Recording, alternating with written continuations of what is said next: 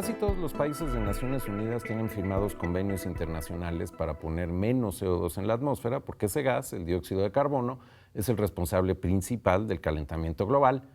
Pero esos esfuerzos de mitigación, francamente, no van muy bien, no van nada bien.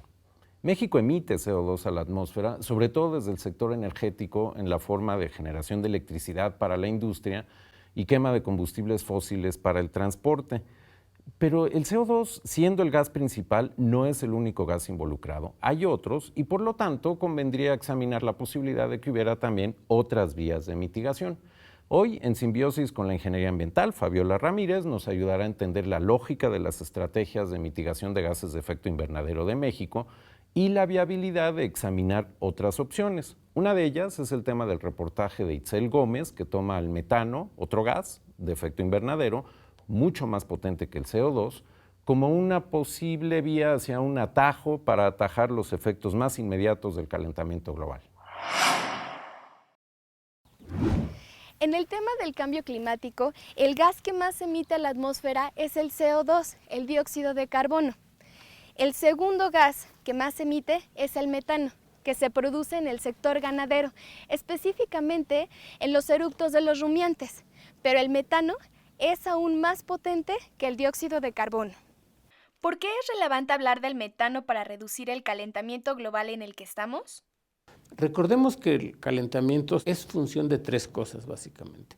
De su potencial de calentamiento del gas, de la cantidad de gas que hay y del tiempo que dura en la atmósfera. Estos tres factores se modelan y se puede calcular cuánto calentamiento se va a evitar para una reducción dada de cualquiera de estos gases.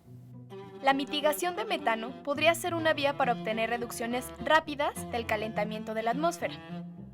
Exploremos uno a uno los factores. Aquí vemos en color amarillo y naranja que efectivamente el CO2 es el que más se emite a nivel global a la atmósfera en un 75%. Por esta razón, casi todas las acciones que se han tomado para solucionar el cambio climático están enfocadas en este gas. Después del CO2, el metano contribuye un 18%, pero este gas es 28 veces más potente que el dióxido de carbono para calentar la atmósfera, debido a la estructura atómica de sus moléculas. Y en adición, el metano persiste entre 10 y 12 años en la atmósfera, en comparación con el CO2, que puede durar 100 años o más.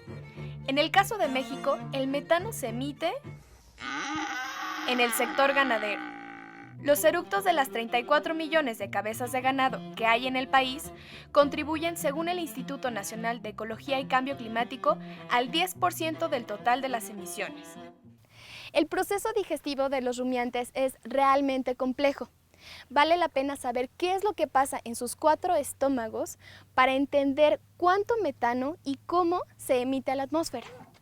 Ahí hay una población de microbios en la panza de las vacas. Todas las plantas desarrollan lo que se llama metabolitos secundarios. Son compuestos que son amargos, tienen un efecto sobre las bacterias que se llaman arcaes, que son las que producen el metano. Dentro del rumen de las vacas no hay oxígeno, hay mucho CO2. Como hay mucho carbono ahí adentro y se libera hidrógeno en el proceso de digestión de los carbohidratos estructurales como la celulosa y la hemicelulosa, los arcaes toman 4 átomos de hidrógeno y toman 1 de carbono y juntan y forman CH4, que es la fórmula del metano. La emisión de metano de los rumiantes varía en función de lo que están comiendo. Si la dieta es de alta calidad, entonces la cantidad de metano será menor. Pero ¿cómo se sabe cuánto metano emiten los rumiantes a la atmósfera? Aquí, en la UAM, se encuentra el Laboratorio de Ganadería, Medio Ambiente y Energías Renovables a cargo del doctor Octavio Castelán. Cuenta con 2 cámaras de respiración que cuantifican el metano que es producido por un rumiante al día. Los animales ingresan completamente a la cámara, como puede usted ver, por un periodo de 24 horas. Dentro de la cámara tenemos un sistema de circulación de aire que extrae todo el aire que respira el animal, lo manda a un equipo que se llama generador de flujo de masas, el cual cuantifica el volumen de aire que proviene de la cámara y posteriormente ese generador de flujo de masas manda una pequeña submuestra al analizador de metano, el cual cuantifica la concentración de metano que viene en el aire proveniente de la cámara y nos da una idea entonces muy precisa de cuánto metano está produciendo el animal. Las cifras son precisas. Los rumiantes pequeños emiten entre 50 y 60 litros de metano al día. Y una vaca lechera que come 50 kilogramos de forraje emite entre 800 y 900 litros. Multiplicado por los 34 millones de ganado, son miles de toneladas de metano a la atmósfera. De hecho, el doctor Castellán alega que México emite 20% más que lo que dicen las cifras oficiales. Y esto se debe a que la emisión de metano depende de varios factores, como la raza, la edad, la región donde está el rumiante y sobre todo de la calidad de la dieta. Estos factores, dice el doctor Castellán, no los toma en cuenta el inventario del INEC, dado que la emisión de metano en el ganado es variante. Aún con estas diferencias, ¿será posible realmente reducir las emisiones de metano en el sector ganadero para mitigar el cambio climático? Existen varias formas de reducir la emisión. Nosotros hemos aquí en Toluca experimentado con algunas plantas nativas de México y exitosamente hemos logrado reducir la emisión hasta en 20%, 25%, dependiendo de la planta. Y por ejemplo en el sur con el doctor Cubera en la Universidad de Yucatán, utilizando la planta del guaje, de leucaena, se ha logrado una reducción hasta del 40% en la emisión de metano. Entonces, experimentalmente es posible. El problema es escalar esta tecnología. Pero las acciones del gobierno mexicano para mitigar las emisiones de este gas se han hecho principalmente en la industria petrolera y de gas, donde también se emite metano, pero en un porcentaje menor. El metano en sí tiene un valor, pero es mucho más fácil capturar el metano en una tubería o en un pozo de petróleo que en una vaca. Entonces, por eso los esfuerzos principales en todo el mundo se están orientando a donde es más factible. Se están concentrando en la industria petrolera, porque es más rentable, es económicamente más fácil de aprovechar ese metano. En México hace falta investigación sobre cómo alimentar al ganado para cada región y lograr reducir emisiones de vida corta. Seguir mitigando, pero también adaptarnos a este gran fenómeno. Si se toman las medidas oportunamente, lo cual quiere decir ya, esto le puede dar al planeta la posibilidad de llegar al 1,5 grados centígrados de aumento, como está planteado en el Acuerdo de París. Si no se hace esto, no se va a poder llegar al 1,5. Entonces, esa es la importancia. Porque efectivamente la solución está en reducir las emisiones de CO2, pero eso va a tardar más tiempo. Entonces, esto es como un puente, o sea, mientras transformamos toda la economía para que los carros sean eléctricos, etcétera, todo lo que hay que hacer y que nos va a llevar, digamos, el resto del siglo. Esta es una medida efectiva porque es de corta duración, pero de efecto rápido. Esa es la razón por la cual son tan importantes estos contaminantes climáticos de vida corta. Creo que es posible que pase si los grandes países emisores, que son China, Estados Unidos, India, etcétera, se ponen de acuerdo y actúan rápidamente, lo cual en este momento parece que no es muy probable, digámoslo así. Pues esperemos que se pueda. Está clarísimo que hay que mitigar emisiones de gases de efecto invernadero, incluido el CO2, pero no está tan claro que la primera prioridad y la última tenga que ser el CO2. A lo mejor hay otras. Alguien que se gana la vida justamente examinando prioridades sobre emisiones de gases de efecto invernadero es Fabiola Ramírez, que es directora de inventarios de gases de efecto invernadero en el Instituto Nacional de Ecología y Cambio Climático, el INEC. Fabiola, bienvenida. Muchísimas gracias, Javier. Quiero empezar citándote el trabajo académico de una de tus colegas, Claudia Octaviano, en el INEC, porque tiene un artículo en 2016 en que examina rutas para que México cumpla con sus metas de mitigación, que tiene una especie de declaración de intenciones muy interesante. En ese artículo dice, Las metas de reducción de emisiones de gases de efecto invernadero de México están entre las más agresivas del mundo y son significativamente más ambiciosas que las metas de reducción de la mayoría de los países latinoamericanos. O sea, México es el niño matadito del salón. ¿Por qué México tiene que estar entre los más agresivos en sus compromisos de mitigación?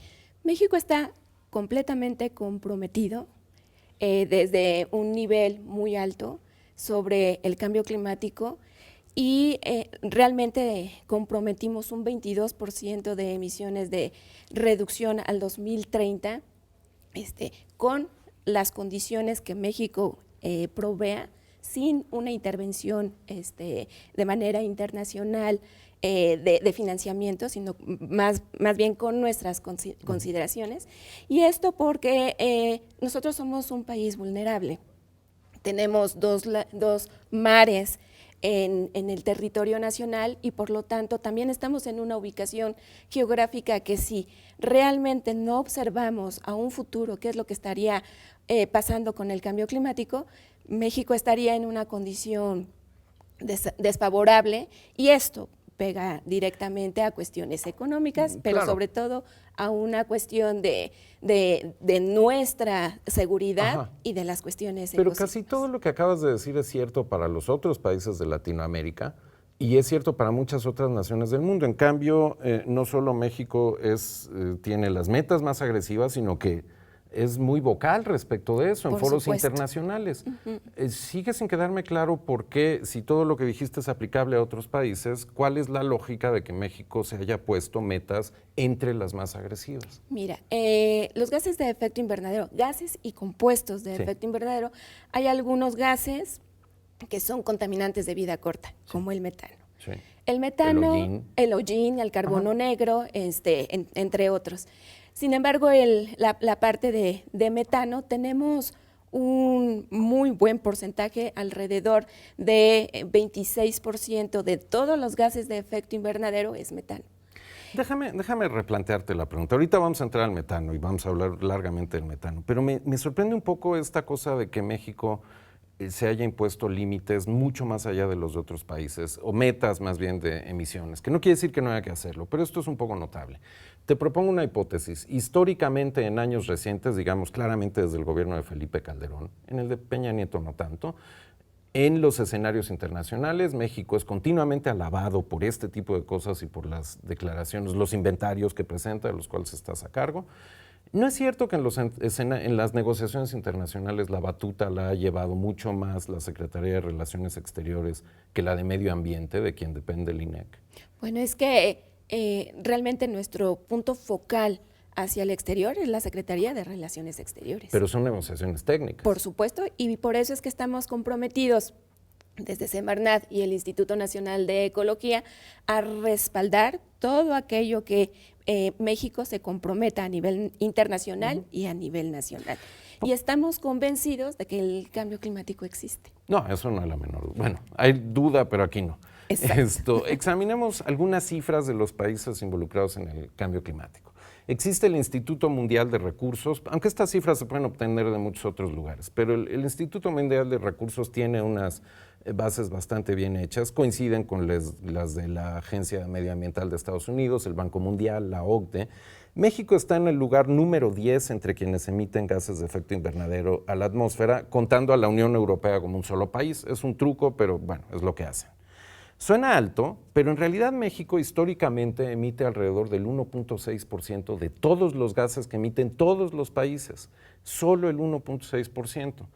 En perspectiva, para ponerlo en perspectiva, el Instituto Mundial de Recursos dice, los 3 primeros emisores, China, la Unión Europea y Estados Unidos, contribuyen con más de la mitad de las emisiones globales totales, mientras que los 100 países de hasta abajo apenas cuentan el 3,5%. Entonces, en realidad, este es un problema causado por 3 naciones e históricamente por 2, Europa y Estados Unidos. Hay un argumento de Carlos Gay, uno de los científicos líderes de México en cambio climático, del Centro de Ciencias de la Atmósfera de la UNAM, que dice que si emitimos 1.6% y en un esfuerzo histórico redujéramos nuestras emisiones a la mitad, el impacto global sería menor a 1%. Entonces, ¿para qué nos empeñamos tantísimo en mitigación y mitigación y mitigación, sobre todo con las metas más agresivas. Es una reflexión interesante. Sin embargo, tenemos que ver también una cuestión inclusive hasta de seguridad alimenticia. Es decir, si nosotros estamos emitiendo y estamos observando de manera local los efectos del cambio climático, los vivimos en la Ciudad de México prácticamente en semanas anteriores. Si esto se vuelve más agresivo, además de una cuestión de directamente afectar cuestiones económicas, esto va a afectar también a una cuestión de seguridad alimenticia. Es decir, nuestros recursos se verían disminuidos, los recursos primarios se verían disminuidos y por lo tanto sí tendríamos una afectación fuerte, inclusive tanto en nuestra parte de recursos directos, pero también como de salud. Claro, no, tienes razón en todo eso, pero el argumento, no es del argumento de Carlos Gay y de las cifras, es que todo eso esencialmente viene del exterior, viene de las contribuciones de los 3 países mayores, es decir, por más que nosotros bajemos, el impacto de lo que México va a reducir es como una gota en el océano. No se ha descuidado históricamente adaptación, que sería lo lógico a la luz de lo que me estás diciendo. Efectivamente hay países mucho más intensos en cuestiones de carbono, hablando que México, y efectivamente las cifras que das están en ese orden. Sin embargo, este acuerdo de manera internacional que hemos firmado y que todos los países que en menor escala, alrededor de 2%, menores a 2% que contribuimos con los gases de efecto invernadero, la suma de todos estos puede hacer una diferencia. Comparable con la mitad de los 3 primeros. Bueno, esa es una cuestión en donde no. China, Estados Unidos, la Unión la Unión Europea como tal en conjunto, efectivamente ellos son los que realmente tendrían que tener una mitigación fuerte y con una agresividad, llamémoslo así, para que puedan reducir esas emisiones. Bueno, examinemos entonces las vías de mitigación. La usual, la tradicional, la clásica ha sido bajarle al CO2, porque en esencia es como alrededor del 75% en cifras redondas de las emisiones es CO2. Pero quiero que examinemos el metano un poco en comparación con el CO2. El CO2, repito, es el 75% de lo que emiten todos los países. Bueno, aquí quiero hacer un ajuste. En México es alrededor del 64%. Para allá voy. Sí, para allá voy. Pero el CO2 dura aproximadamente 100 años en la atmósfera. En cambio, el metano es el segundo que más emite México. Bueno, es el segundo que más emitimos globalmente, alrededor del 16%. Su vida media en la atmósfera es como de 12 años, es decir, 90% menos tiempo dura allá que el CO2. Vale deducir entonces que todo acto de mitigación actual de metano va a dar efectos más rápidamente que la mitigación del CO2, simplemente porque desaparece más rápidamente. Es un contaminante de vida corta y por lo tanto si ponemos acciones de reducciones de emisiones de metano, se van a ver en un corto plazo los beneficios de un impacto directamente hacia el cambio climático. Hay un segundo factor, el potencial de calentamiento global del metano es mucho mayor que el del CO2, se estima en alrededor de 84 veces mayor en una ventana de 20 años. Si lo proyectamos a 100 años cambia, pero pensemos en 20 años que parece un horizonte manejable. Concluimos entonces que toda mitigación de metano en comparación con mitigación de CO2 tendrá un efecto más potente. Así es, efectivamente, porque una molécula de dióxido de carbono, en comparación a una molécula de metano, hay una reacción mucho más, es como si tuviéramos alrededor de 80 veces más las emisiones en un periodo de 20 y 28 veces más en un periodo de 100 años en el metano. Por lo tanto, si reducimos las emisiones netas como tal de el metano, entonces estaríamos primero atacando una reducción de potencial mucho más grande que el dióxido de carbono, pero también en un periodo mucho más corto. Sus efectos se sentirían Así es. antes. Bueno, esa es la lógica de pensar en el metano entonces como una especie de atajo, entre comillas, en el sentido de que sin dejar de mitigar CO2, que es algo que tiene que seguir haciéndose, si exploráramos más intensamente estas otras vías, podríamos empezar a cosechar efectos más tempranos y más potentes. La Universidad de Oxford, en el Reino Unido, tiene una cosa que se llama la Red de Investigación Comida-Clima y acaban de publicar un reporte muy interesante con un título muy ingenioso que hace alusión a una canción de Led Zeppelin, Dazed and Confused. Se llama Grazed and Confused, en el sentido de que grazed es pastado, ¿no? Pastoreado, más bien. Bueno, allí dice, los rumiantes son responsables por 1/3 de todo el metano que emitimos los seres humanos a través de la economía. El metano tiene un alto potencial de calentamiento global, pero una vida media corta, lo que acabamos de examinar. Por tanto, dice este reporte, priorizar reducciones de metano ofrece una victoria rápida. ¿Le encuentras alguna falla a esta lógica? No, por supuesto.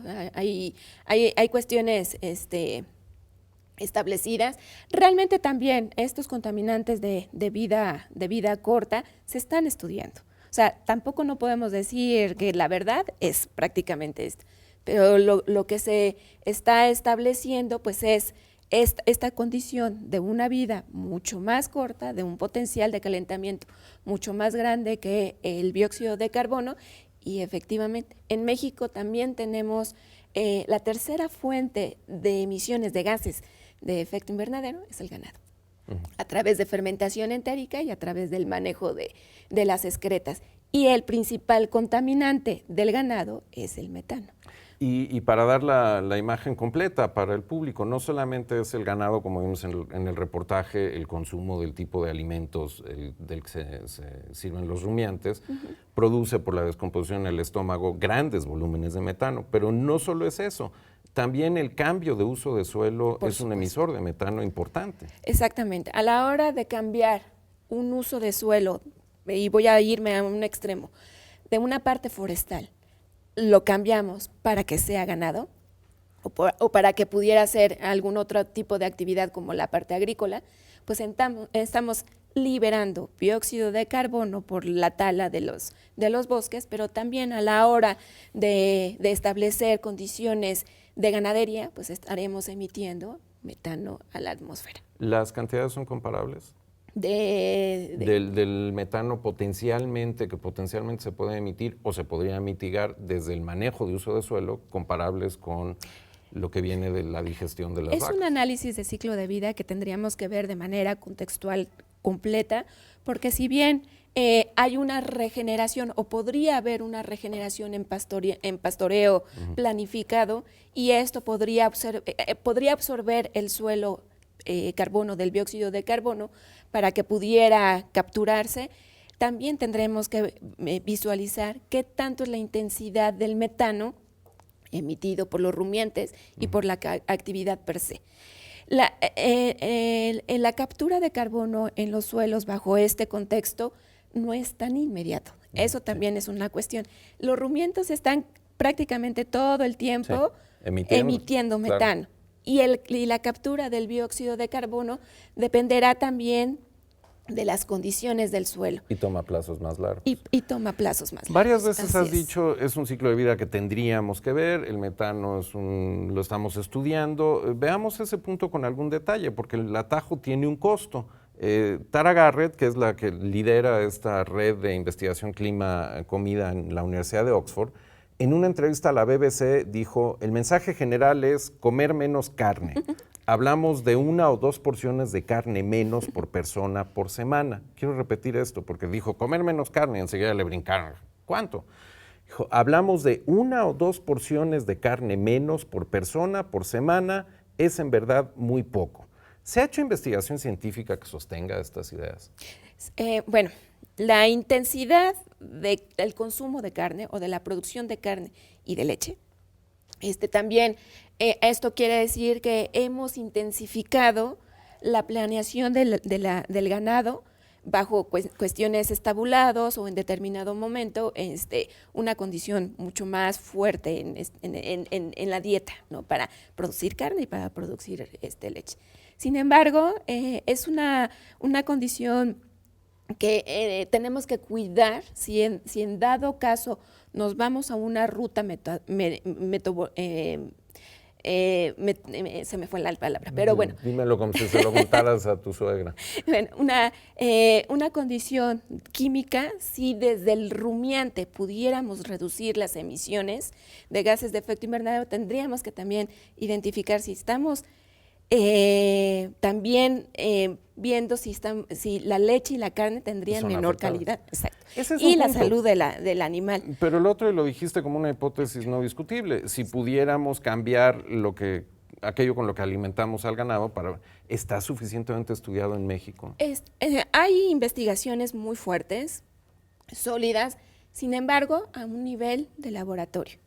Es decir, se han identificado que sí hay unas reducciones de emisiones, pero a la hora de pasarlo ya a una consideración general en el animal per se como tal, se observa que existe afectaciones en la salud en los animales. Quiero insistir en el tema, y con esto vamos a terminar, nos queda un poco más de un minuto. Perfecto. En el tema de si está suficientemente investigado, porque hay ramificaciones para esto. Aunque Tara Garnett es muy enfática, dices una o dos porciones menos de carne por persona por semana, y no suena mucho.